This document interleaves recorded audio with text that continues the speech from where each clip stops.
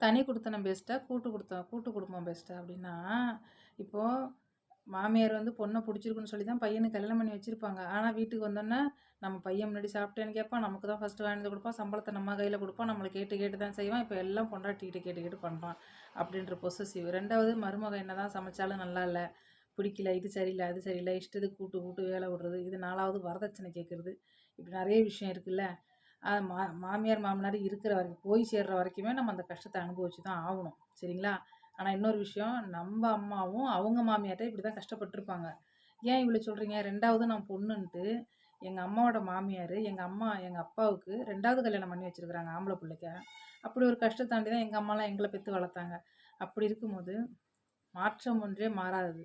இப்போ நீங்க பட்ட கஷ்டத்த உங்க மருமகளுக்கு காமிக்க கூடாது அப்படின்னு நெனச்சீங்கன்னா, அங்க குடும்பத்தில சமாதானம் விலகும். சரிங்களா?